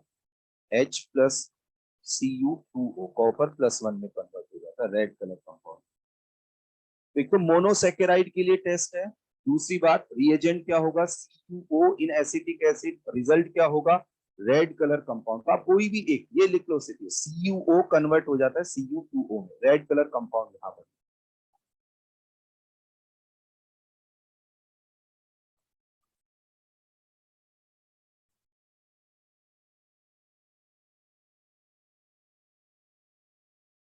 चलिए, एक यहाँ टेस्ट दे रखा है सेलिवेनॉफ, है ना, सेलिवेनॉफ टेस्ट लिख लो। लिखो इसको, थर्ड इसको लिख लो ना, ये जेई मेन वगैरह के हिसाब से ये लिख लो इसको।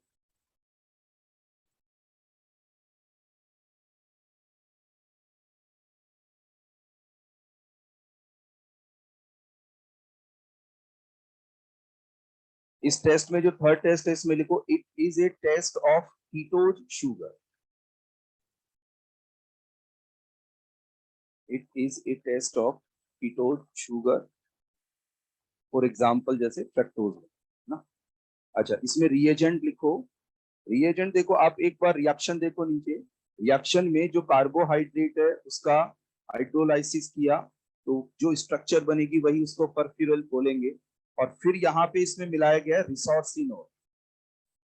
आपको याद है कुछ मैंने ये स्ट्रक्चर्स बताई थी, जैसे बेंजीन में 1-2 पोजीशन पे OH हो तो क्या हो जाएगा, कैटेकोल। 1-3 पोजीशन पे हो तो रिसोर्सिनोल। 1-4 पे फिनोल। Very good. तो ये रिसोर्सिनोल है, रिएजेंट यहाँ लिख लो रिसोर्सिनोल। 1-3 पोजीशन पे यहाँ दिख रहा है इसके अंदर रिएक्शन में। और इसका रिजल्ट लिख लो, ये रेड पीपी यहाँ, चेरी रेड पीपी, ये रिजल्ट। हाँ, रिसोर्सिनोल। रिएजेंट में रिसोर्सिनोल लिख लीजिएगा, एंड जो रिजल्ट है उसमें cherry red.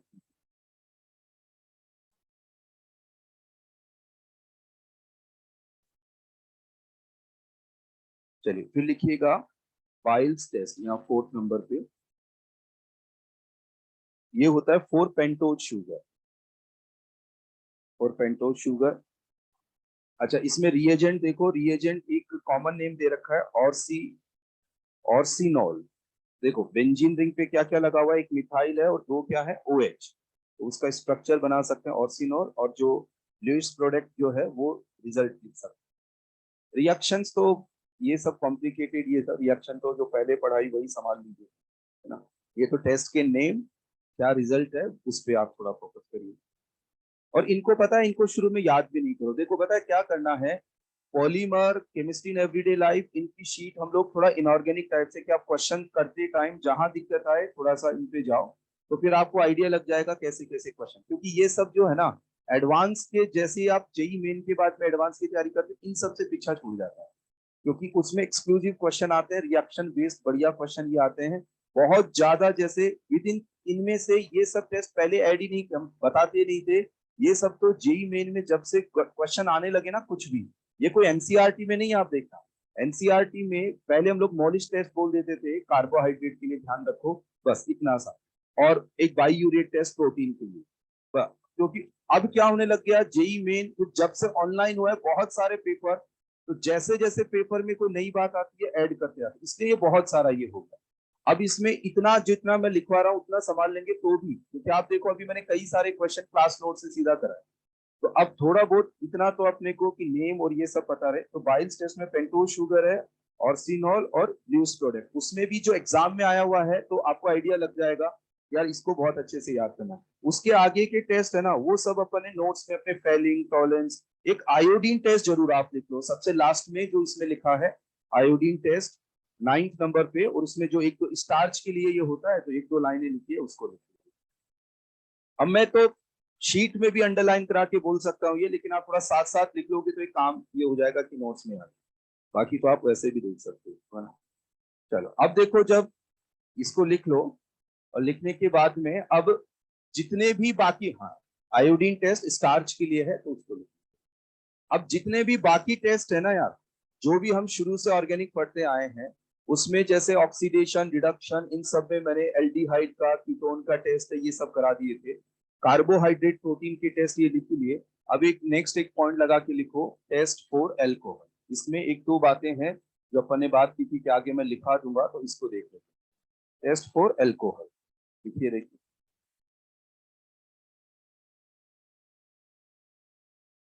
Test for alcohol में देखो एक तो हो जाएगा ये, हम लोग देखो sodium metal, sodium metal test देखो सीधा सा ये है कि ये अल्कोहल और इसमें आपने मिलाया सोडियम मेटल, बताओ क्या बना देगा ये, RO minus Na plus plus यहां से क्या रिलीज हो जाएगा, हाइड्रोजन। मतलब इसका यदि 1 मोल हम लोग लेते हैं तो इसका हाफ मोल यहाँ H2 का ये बन जाएगा। मतलब अब ये रहता है सोडियम मेटल टेस्ट देता कौन है, तो ऐसा कोई भी कंपाउंड जिसमें एसिडिक हाइड्रोजन हो, oxygen, oxygen, nitrogen, sulphur, sp हाइब्रिडाइड या हेलोजन से अटैच्ड हाइड्रोजन हो, मतलब इस तरह का कोई भी हाइड्रोजन हो जो oxygen, nitrogen, sulphur, sp hybridised carbon या हाइड्रोजन यहाँ, और इसमें यदि यहाँ मिला दिया जाए सोडियम मेटल तो ये टेस्ट ये दे देंगे। और टेस्ट देने का मतलब क्या हुआ कि बताओ इनमें मिलाने से वो क्या रिलीज कर देंगे, H2। बोलो यार समझ आ रहा है ये, है ना, कि जैसे बताओ acetic acid sodium metal test देगा क्या, बोलो यार, बोलो देगा ये, क्योंकि यहाँ पे ऑक्सीजन। अच्छा, RnH2 सोडियम मेटल टेस्ट देगा, फिर सल्फर, sp हाइब्रिडाइड, हेलोजन से अटैच्ड हाइड्रोजन जहां होगा वो सोडियम मेटल टेस्ट देगा। देखो अब यहाँ सेकंड, ल्यूकास रिएजेंट टेस्ट पढ़ चुके हैं भाई ये, है ना, तो इसके बारे में नहीं लिखते हैं। बताओ क्या क्या इसमें ल्यूकास रिएजेंट क्या होता है,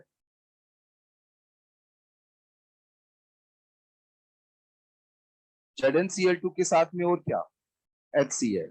अब ये टेस्ट जो है 1 डिग्री, 2 डिग्री, 3 डिग्री अल्कोहल्स को डिस्टिंग्विश करता है, इसके बारे में डिटेल अपना लिखा हुआ है। थर्ड आप लिखिएगा ceric ammonium nitrate test, ceric ammonium nitrate test. अब देखो सेरिक अमोनियम, अब इसमें रिएजेंट जो होता है वो NH4 या होल ट्वाइस और ये NO3 होल 6, ये हो जाता है सेरिक अमोनियम नाइट्रेट। अब बस इसमें इतना सा ये है कि आपने यहाँ लिया अल्कोहल, और अल्कोहल लेके यदि आपने इसमें ये मिलाया तो रेड कलर इसमें,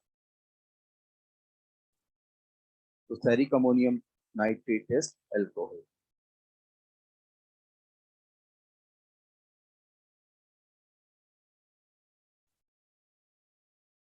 ठीक है, ये चलिए फोर्थ यहाँ लिखिएगा विक्टर मेयर,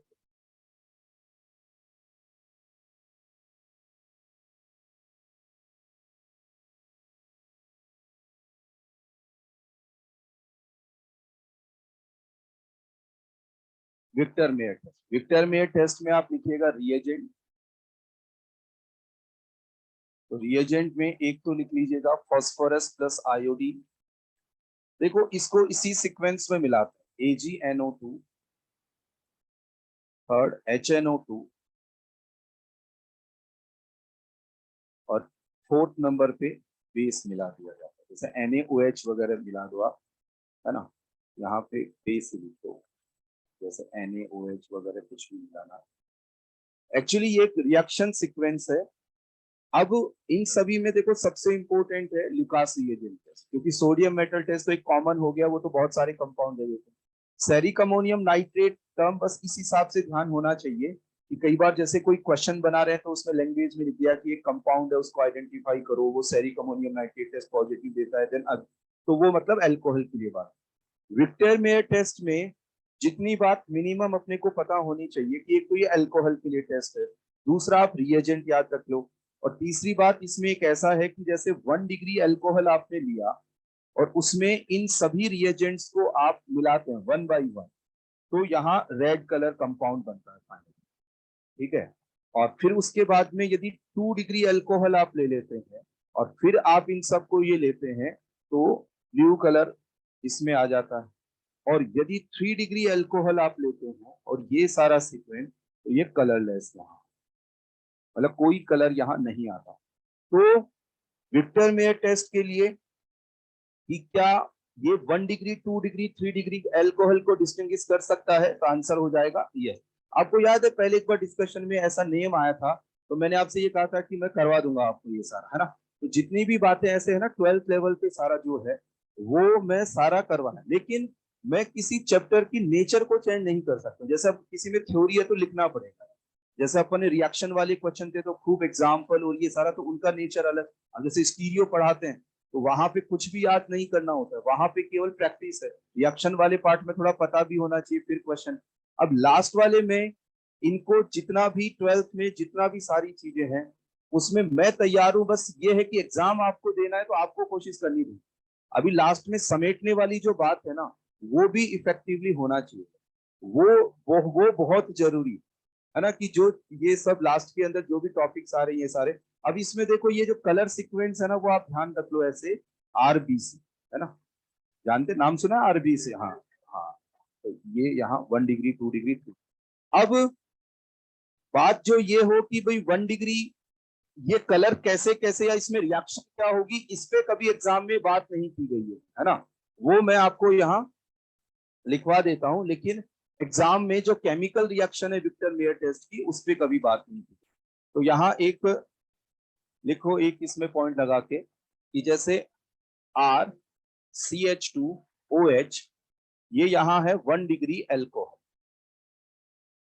देखो फॉस्फोरस प्लस आयोडीन, बताओ ये दोनों आपस में मिलकर क्या बना देंगे, PI3। और PI3 जब ये बनाएंगे तो ये बताओ इसके साथ रिएक्ट करके क्या दे देगा, बताओ RCH2I। तो PCl3 या PI3 इसके साथ रिएक्ट करके ये बना, फिर अगली रिएक्शन इसकी होगी किसके साथ, AgNO2 के साथ। मतलब अपन यहां बात करें इस तरह से कि यहाँ AgNO2। अच्छा अब ये बताओ कि इस पे अटैक कौन करेगा, ये हमने पढ़ रखा है सब्स्टिट्यूशन में, नाइट्रोजन अटैक करेगा कि ऑक्सीजन अटैक करेगा, नाइट्रोजन, याद है आपको ये, है ना। तो यहां बनेगा RCH2 और यहाँ N डबल बॉन्ड O और ये बने, ये KNO2 एंड AgNO2 की रिएक्शन हमने देखो ये रिएक्शन नहीं कभी कोई जरूरत पड़ी है, लेकिन मैं इसको फाइनली बता सारा देता हूँ। और फिर इसके बाद में इसकी रिएक्शन HNO2 के साथ। अब ये रिएक्शन थोड़ा सा ध्यान रखना है, यहां से H2O रिलीज होगा, मतलब H2 और यहां से ऑक्सीजन, तो इधर से रिलीज होता है H2O, और H2O रिलीज होने पर जो प्रोडक्ट बना वो बन जाएगा RC डबल बॉन्ड N, यहाँ OH और इधर NO।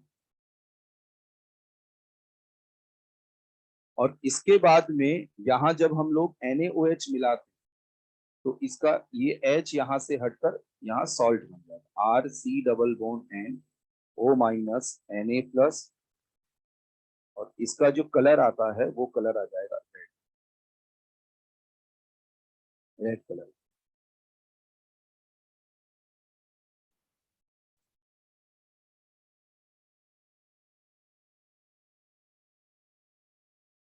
चलिए अब एक बार ये एक दो और लिख लो, ये 2 degree alcohol, phosphorus plus iodine, तो RCHR, ये हो गया I, और AgNO2 के साथ रिएक्शन करके लिख लीजिएगा R2CHNO2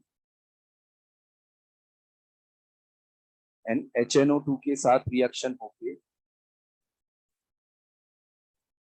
यहाँ वाटर रिलीज होगा, और वाटर रिलीज होगा तो ये बन जाएगा R2C and double bond O and NO।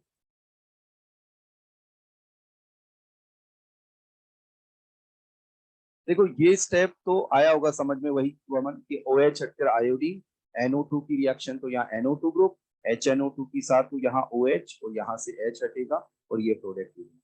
अब ये बताओ कि आगे एक्चुअली NaOH से इसमें देखो एसिडिक H था, क्या यहाँ एसिडिक H है क्या, नहीं। तो आप NaOH भाई ठीक हमने एक रिएक्शन सीक्वेंस में लिख रखा है, ये जो है ना ये इसी का ब्लू कलर आ जाता है, तो अपन ऐसा लिख सकते हैं NaOH, लेकिन रिएक्शन कुछ होगी नहीं, और ये जो प्रोडक्ट बना इसी का ब्लू कलर आ गया इसमें। चाहे तो आप ऐसा लिख लो कि यहाँ आ गया ब्लू कलर, NaOH से फर्दर क्या होगा, कुछ नहीं, रिएक्शन ही नहीं होगी। तो इसमें हमने बस एक रिएक्शन सीक्वेंस 4 ये रख रखी है, तो यहाँ से इसके बाद में कोई रिएक्शन नहीं, और ये ब्लू कलर प्रोडक्ट फाइनली ये बन जाए। लिख तो लेना चाहिए, इनको थोड़ा पढ़ भी लेना चाहिए, क्योंकि वही है ना, बहुत सारे क्वेश्चंस बनते हैं ना यार। तो अब इसमें क्या रहता है कि कोई बात लिखी हुई हो, कहीं जरूरत पड़े तो देख सकते, क्योंकि पता है क्या होता है, आप में से थोड़ा आपस में जानकारी रहती है, लास्ट तक भी आप थोड़ा कनेक्ट रहते ही हैं। अब किसी एक स्टूडेंट का भी एग्जाम जब होता है, पता चलता है कि यार अभी जैसे जेई मेन फर्स्ट हुआ 2023 के अंदर, और उसमें ये पता चला कि यार इसका पहले हुआ, तो सब उसको पूछते हैं यार कैसा क्वेश्चन आया, क्या आया क्या नहीं आया। अब वो कई बार क्या होता है, ये पूछना पॉजिटिव भी रहता है नेगेटिव भी, क्योंकि कोई भी एक पेपर किसी के लिए भी हो सकता है बहुत बढ़िया है यार, बहुत अच्छा था, जबरदस्त था, टफ था, किसी के लिए हो सकता है ठीक था। अब उसमें अरे यार वो तो उसमें से बात पूछ ली, है ना, कोई चैप्टर का नाम ले लिया जो अपना इतना बढ़िया नहीं है, तो वो उस टाइम थोड़ा सा ये हलचल रहती है कि उधर से यार।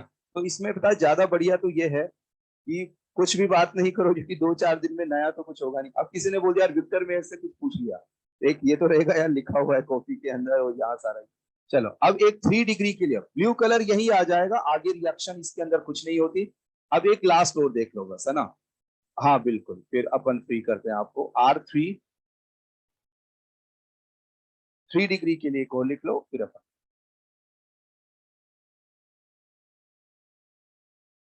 R3COH, फॉस्फोरस प्लस आयोडीन, तो यहाँ बन जाता है प्रोडक्ट, वैसे यहाँ पे भी इतना एसएच तो नहीं। और फिर उसके बाद में AgNO2, वैसे तो यहीं से थोड़ा शुरुआत ही, इतना अच्छे से नहीं बनेगा कुछ, फिर ये NO2, और फिर आगे रिएक्शन नहीं होती इस, ये कलरलेस। अब आगे जैसे HNO2 है, NaOH है, लेकिन आगे कुछ रिएक्शन में होता नहीं, बस यहीं तक इसी ये कलरलेस प्रोडक्ट, क्योंकि यहीं पे ये सब प्रोडक्ट भी इतना बढ़िया से नहीं बनेगा, 3 डिग्री अल्कोहल कोई सब्स्टिट्यूशन इतने अच्छे से देगा नहीं, तो ये कलरलेस रहता है, कुछ इंटरेक्ट नहीं होता HNO2 NaOH के साथ, तो यहीं पे कलरलेस ही बनेगा। फॉस्फोरस प्लस आयरन, हाँ बिल्कुल। हाँ हाँ बिल्कुल, बस 1 मिनट बैठिएगा। देखो एक तो अगली क्लास में आप, हाँ IUT कर लीजिए, हाँ अगली क्लास में आप शीट लेके आइएगा, हम केमिस्ट्री इन एवरीडे लाइफ पे बात करेंगे, ठीक है ना। और एक लास्ट के टॉपिक्स थोड़ा पढ़ रहे हो सभी यार, है ना। हाँ क्योंकि तभी क्लास के अंदर आप लोग copy plus exercise 1 JEE Main ये सब तो कोशिश करेंगे, जेई मेन अपन करते हैं, है ना, नेक्स्ट टर्न पे बायोमोलिक्यूल्स का। बस ये है कि थोड़ा सा क्वेश्चन एनसीईआरटी बेस्ड हो तो उन पे थोड़ा कोशिश करेंगे, है ना, बाकी बात कर, चलो है ना, ठीक है।